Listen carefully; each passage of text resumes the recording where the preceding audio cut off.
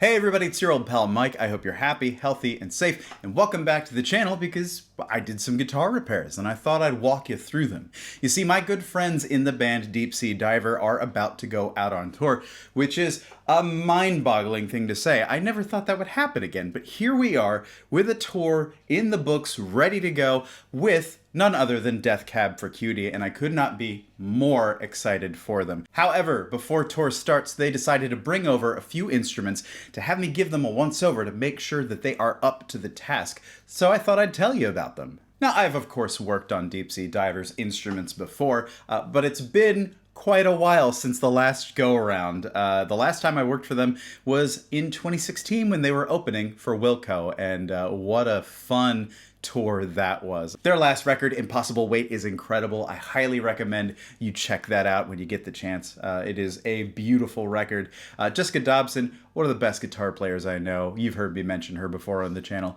So I am all too excited to be able to help them out before their big tour with Death Cab for Cutie, another band that I really love. So yeah, I'm pretty excited about this, and I thought I'd take you along for the ride. So let's get into it. But before I get into it, a quick shout out to my supporters on Patreon. I appreciate you so much. Thank you for giving me life and love and a Discord community that is open-minded and welcoming. That is the best thing in the world to me. Now, if you are interested in how you too can support the channel, please click the link in the description box. Up first is an '89 Fender Japan Precision bass owned by Yuki Matthews, who is a member of the Shins, freshly recruited to play bass for Deep Sea Diver on this tour. Not only is Yuki a member of the Shins, but also a producer and a mixer and a visual artist, and the task at hand is to make sure that the bass is playing a little bit better with lower action while also playing around with string gauge. It was also pointed out that the tape on the bridge saddles was there to save Yuki's right hand because those bridge saddle adjustment screws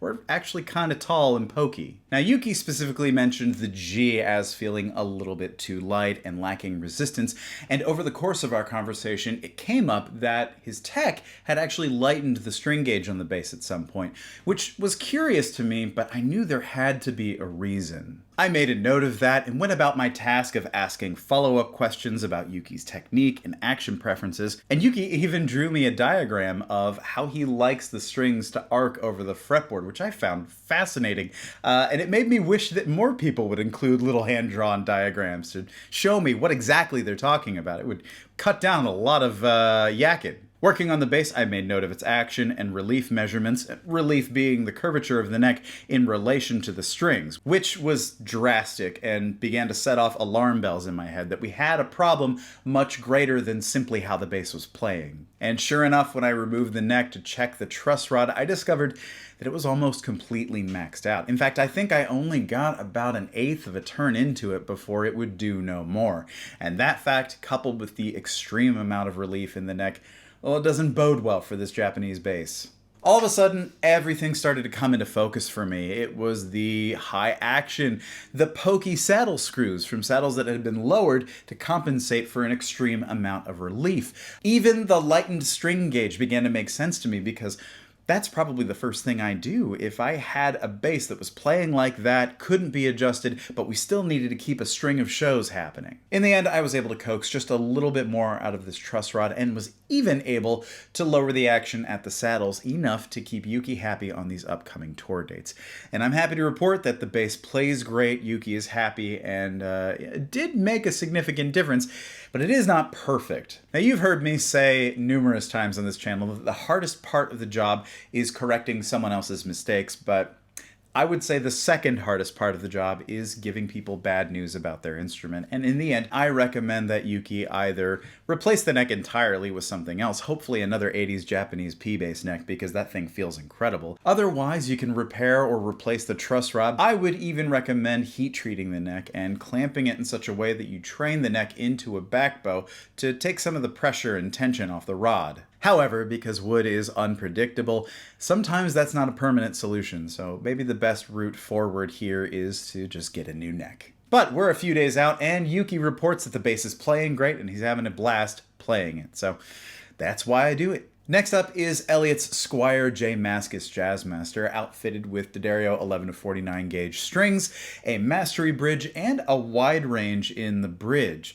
got a fantastic sound, it's a cool guitar, and it played pretty well, but I did find the action rather unpleasant. I'll be honest, that action was a lot higher than I would have liked, so it pleased me to no end to be able to lower it and make that thing play a lot easier. However, the first thing I did when I started working on this guitar was actually the first thing I do to just about any Jazzmaster or Jaguar that is going out on the road, and that is soldering the finish wraps of the strings. You see, if a string has a rather weak finish wrap, that's the twist at the ball end of a string, the Jazzmaster or Jaguar vibrato can very easily shred it, either with a sharp edge on the anchor plate or by rubbing against the pivot plate mounting screw directly beneath it. Now, in my experience, this happens more frequently with Tenorio strings than any other brand. And that's not to say Tenorio makes a bad string, it's just that with any other guitar model and the way that the strings secure in those models, you would never run into this issue. When it comes to offset guitars, I usually recommend over-the-counter brands like DR or GHS. Even Tenorio XTs or the Ernie Ball RPS both have reinforced finish wraps, so this isn't a problem with those kinds of strings. Or for a little extra money, you can pick up a set of strings from my friend Gabriel Tenorio, who's come up with this clever, very long finish wrap that completely eliminates the worry of an unwinding string on a Jazzmaster or Jaguar vibrato. Can't put it back in! Did you notice my office chair? All I'm doing here is flowing a little bit of solder onto the string. That's really it. It does pay to flick off the excess, as you don't want globs of solder hanging out in your strings, but just a little bit of solder is all you need to reinforce the string and eliminate breakage. Honestly, I wish I had more to say about this guitar, but it really was just a simple setup. And once I had it restrung and cleaned up, all I did was lower the action and re-intonate the guitar, and it played beautifully. Like, I'm really proud of how that one came out, because it was a little difficult to play. And let it be said that the J Maskus model is a solid guitar. And now on to Jessica's guitar. Now, it's no secret that Jessica is one of my favorite guitarists in the world, and surely you've heard her name more than a few times on this channel before. To my mind, Jessica's sound is instantly recognizable. It is cutting and sharp and hits me right in the feels every time. Also, her use of melody, like the way that she writes and performs and sings. I mean, God, she's an incredible musician, and I mean, I'm proud to call her a friend. That's a real bonus for me. What Jess does on the guitar is incredibly unique, and so it makes me very happy to be able to back that up with some setup techniques. Jessica's main guitar is one of my favorite limited model runs from the AVRI 62 era. It's an Elvis Costello Jazzmaster, and if you don't know what that means, well, I mean, look up Elvis Costello. It's basically just an AVRI 62 with a brown stained finish and a clear coat on top, as well as an oversized 70s decal on the small 60s headstock, which is fantastic. What a cool look. Jessica's guitar is almost entirely original save for the mastery bridge. It does have its original pickups and wiring, original vibrato, tuners, all of that. It's basically as it left the factory. Now, Jessica's action was, I'm just gonna say it, I found it to be unplayable for me, and maybe I'm a giant baby. That is very possible. But Jessica's action was incredibly high. I mean, maybe as high as I've ever seen it. Not quite J Maskus action, but it was very high. Her starting measurements at the 12th fret were as follows: 0.1 on the high E and 0.12 on the low. I even wrote wow in my notes because I was so surprised. And that action, coupled with her beefy 11 to 52 string gauge, was a little tough to play. Now, we had a little chat about this, and as far as I can tell, the guitar has not been worked on since the last time I touched it, way back in 2016, on those Wilco dates that I mentioned earlier. Over the years, it seems the truss rod needed a few turns and just never got them. Now, Jessica could feel the guitar getting harder and harder to play, but in her words, you're on tour, you've got shows to play, you don't have a tech, so you just get used to it. And so Jessica has been more than capable at handling this high action, yet I wanted to lower it for her, and she was very happy to have a much easier to play guitar. The first thing I did after taking my measurements was remove the neck, because I could tell this thing didn't have quite enough pitch back to achieve the most playable action possible. Shimming the neck to pitch the neck back is a crucial component of Jazzmaster and Jaguar setup, And what I found in the neck pocket disturbed me. Friends, it was a folded up piece of rough sandpaper. This is unacceptable. Simply put, this is not an adequate solution. Not only does paper compress, but folding it like this gives the neck not one but 2 points of contact as it rises toward the body, and I often find that a rather weak material for a good neck-to-body connection. Instead, I opted for a full pocket StewMac shim. I tested both 1/4 degree and 1/2 degree sizes to check how much pitchback that was giving me in relation to the bridge, and in the end, I opted for the 1/2 degree. After stringing up, I found the guitar much more playable, and even had enough room to lower the action at the bridge with a 1/2 degree shim installed. Upon completion, I was able to bring the action down about 30% overall, and before finishing up, I took the liberty of flipping her outer 2 pivot plate trem screws, the ones that dig into the strings, because they were making serious contact, and no amount of setup work could really alleviate that.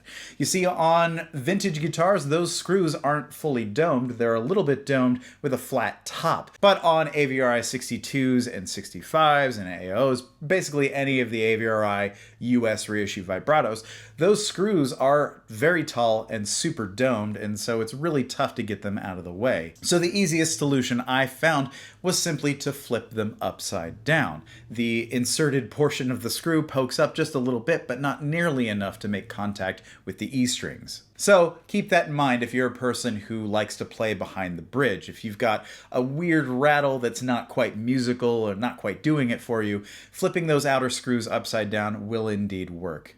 And to be sure, I've had the screws on R2 flipped upside down the whole time I have owned it. Never caused a problem, not something you need to worry about. It'll still hold everything together just fine. Now, one other interesting thing that Jessica and I talked about over the course of this setup had to do with her volume knob. On Jazzmasters in particular, as you roll down the volume knob, you'll often find your high end gets cut off really early on the dial. Sometimes even going from 10 to 8 is drastic enough that you might find that setting unusable. Jessica wanted more control, and so we opted to try a Treble Bleed Mod across the first 2 lugs of the stock 1 meg volume pot, which bleeds high frequencies from one side of the wiper to the other. Now, there are more than a few ways to do this mod, but only 2 of them seemed suitable for her needs. The first was a cap and a resistor in parallel, and the second was the same cap and resistor in series. Normally, I keep a lot of different components around for tailoring a treble bleed network to the guitar,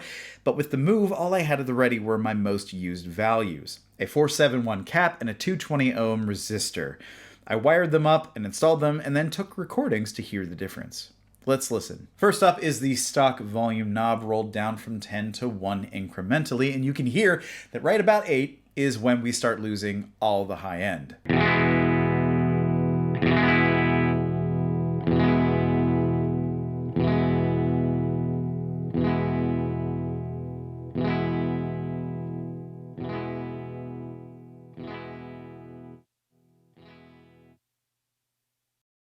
Next up is parallel, and I want you to pay attention to what this does to the taper of the pot.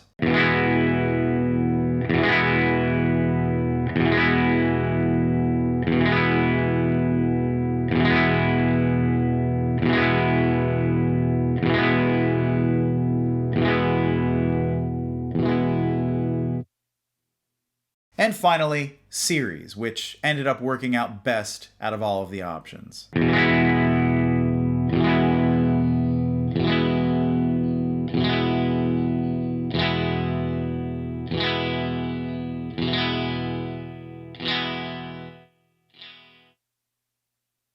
Now, generally, parallel is the way that I go on this. It often retains the most high end, but with this volume knob, it completely ruined the taper of the knob, which I'm sure you heard in the example before. Rolling down from 10 to like 3 felt like absolutely no difference at all. Very strange experience if you're used to the way your volume knob tapers. Being that Jessica wished to actually utilize her volume knob as a way to vary her sound, that was not going to work, so I opted for the in-series Treble Bleed mod. Now this worked a lot better and retained the overall taper of the knob without ruining the sound altogether. However, you will notice that it not only retains high frequencies, but actually emphasizes them the lower on the dial we go. Now we both agreed that this sounded the best out of all of the options.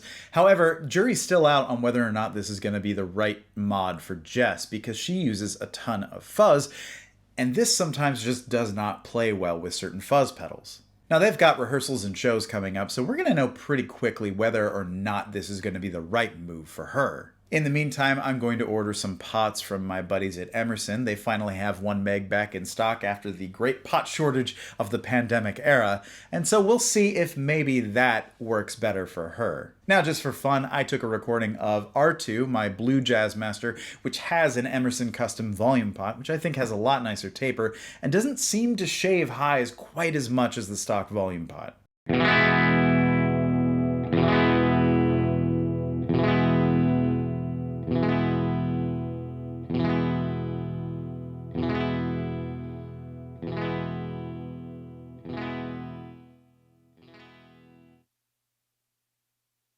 However, Jessica reports that so far, so good, but only time will tell. And that about wraps it up. I'm really pleased with how these guitars came out, and I am sure that they are going to be great on the road. As usual, thank you so much for watching. I do appreciate you coming back to the channel again and again, for liking, for sharing, for commenting, for subscribing, for doing all of that good stuff that makes the algorithm happy. If you are interested in catching Deep Sea Diver on this Death Cab for Cutie tour, I will leave a link to the tour dates in the description down below. As always, I do appreciate you watching. A shout out to my supporters on Patreon. Thank you so much. I hope you're taking care of yourselves and each other, and we'll see you in the next video.